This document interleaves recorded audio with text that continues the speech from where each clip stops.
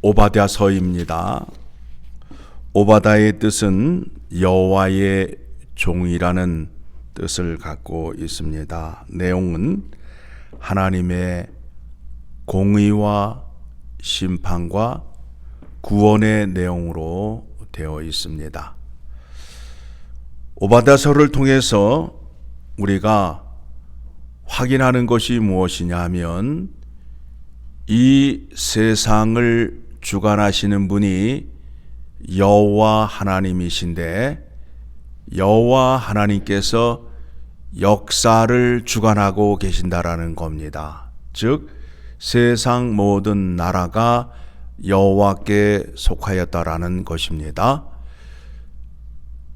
에돔이라는 그 나라를 심판하시는데 에돔의 심판을 통해서 우리에게 경고하시고 알려주시는 말씀이 무엇이냐 하면 마지막 날에 나라들이 이와 같은 심판을 받게 된다라는 겁니다. 먼저 에서의 후손인 에돔이 어떤 죄를 범하였느냐 하면 하나님 앞에 교만죄를 범하였습니다. 어떤 교만죄에 있느냐 하면 그들은 높은 산 위에 견고한 성을 쌓고 사는 사람들이었어요.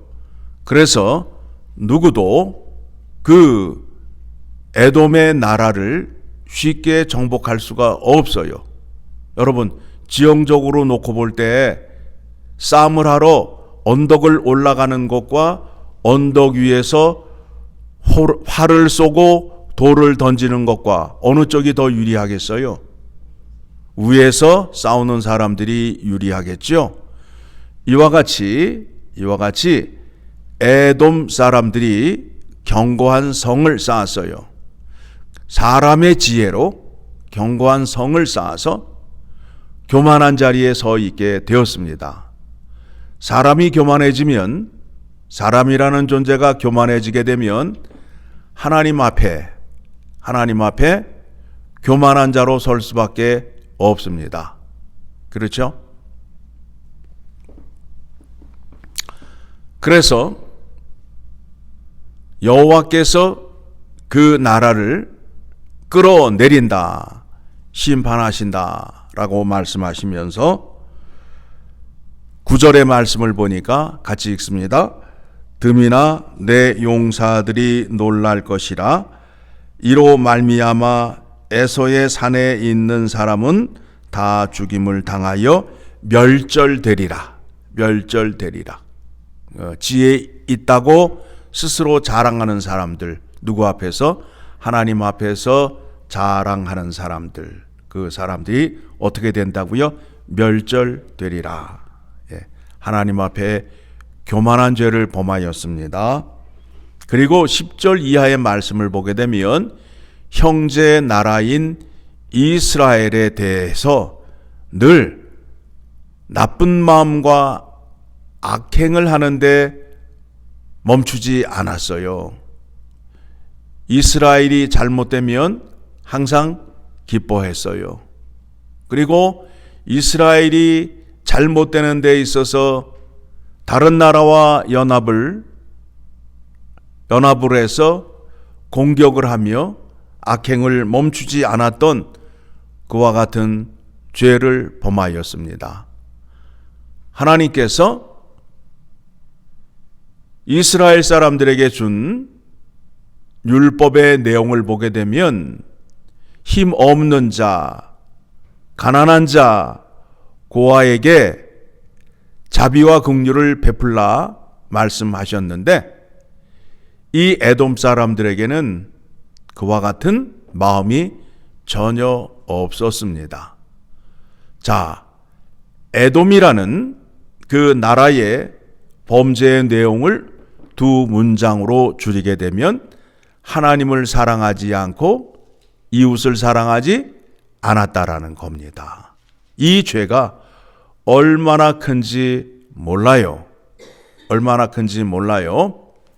자, 그러면서 뒤에 가서 이제 15절 이하의 말씀을 보게 되면 에돔 사람들이 하나님의 진노의 심판 앞에서 멸절이 될 것이라고 말씀하면서 구원의 날에 예수 그리스도를 통해서 그 나라 사람들도 그 나라에 들어오게 된다라는 거예요. 그 나라에 들어오게 된다는 거예요. 즉 하나님의 사랑과 자비와 긍휼하심의 은혜가 예수 그리스도를 통하여 나타남으로 인하여 이 나라 사람들도 구원을 받을 수 있음을 말씀하고 있습니다. 자, 구약에서 어떤 내용이 있는지 우리가 한번 오늘 이 아침에 말씀을 살펴보고 넘어가겠습니다. 창세기를 보게 되면 창조에 대해서 나오지요. 그런 다음에 타락이 나오죠. 그렇죠? 그런 다음에 하나님께서 약속을 하시고 율법을 주십니다. 그리고 예수 그리스도가 이 땅에 오셔서 하나님의 계획과 뜻을 성취하게 됩니다.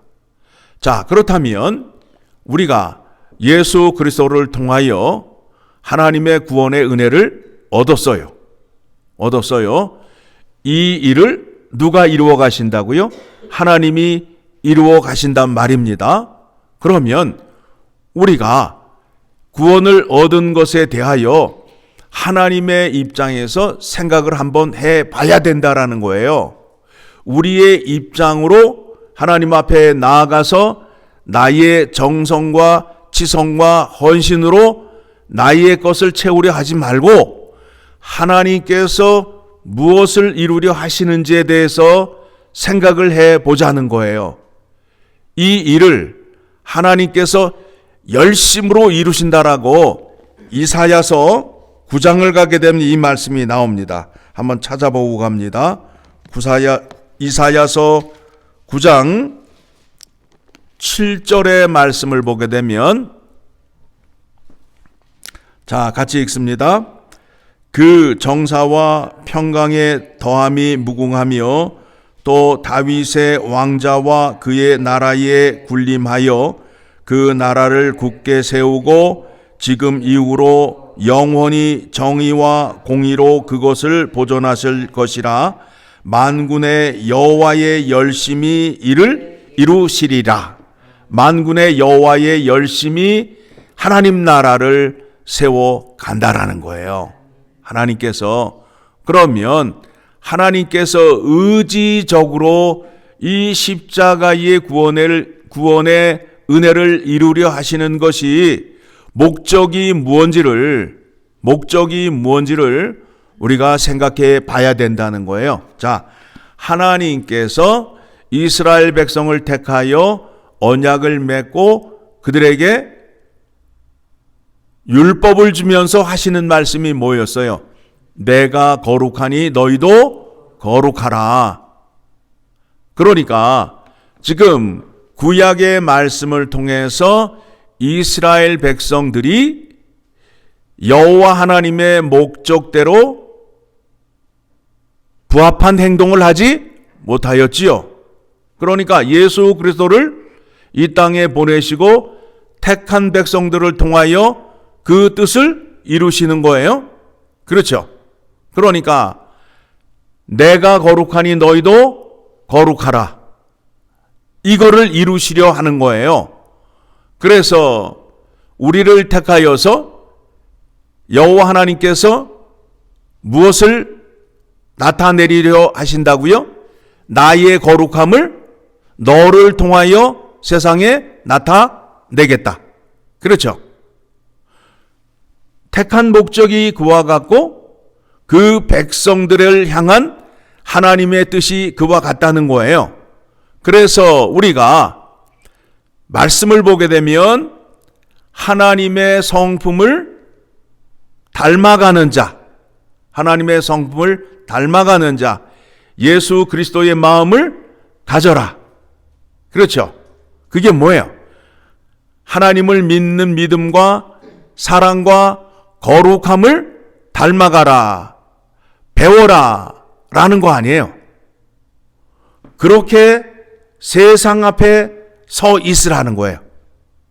그와 같은 자로. 그래서 성경의 말씀이 선으로 악을 이기라 라는 말씀이 거기서 나오는 거예요. 세상은 악한 곳이잖아요. 그 악한 곳에서 하나님을 믿는 믿음과 사랑과 성품으로 승리하라는 거예요.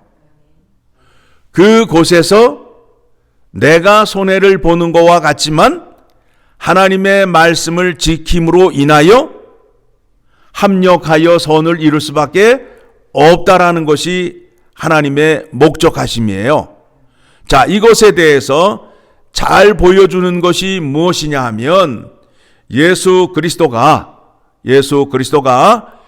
십자가에 못 박힐 때에 예수님을 조롱하고 예수님을 때리고 핍박하던 자들이 있었잖아요. 그때에 예수님께서 그들을 향하여 하나님께 기도할 때에 어떻게 기도하셨죠? 아버지여, 저들이 그가 하는 짓을 알지 못하나이다 라고 말하잖아요. 그렇죠? 그와 같은 믿음과 사랑이 우리를 통하여 나타내시기를 원하시는 거예요. 그러면 세상 사람들이 놀라는 거 아니겠어요? 너는 어떻게 오늘 이와 같은 세상 속에 살면서 그와 같은 성품을 갖고 살 수 있겠느냐라는 반문을 갖게 되잖아요.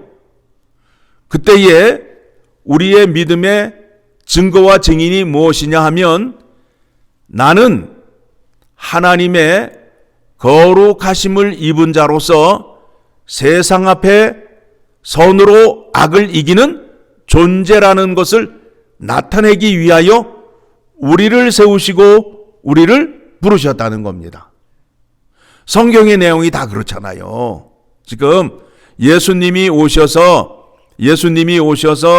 하나님 나라 백성이라면 이렇게 살아야 된다라고 말씀하시잖아요. 오른밤을 때리거든 왼밤도 내어주라 그러잖아요. 그 말에 대해서 우리가 이해를 못하잖아요. 그렇죠? 말씀은 그렇게 기록이 되어 있는데 그 말씀에 대해서 이해를 못하잖아요. 그 자리에 서지 못하잖아요. 성경의 내용이 그와 같다는 거예요. 내가 거룩하니 너희도 거룩하라.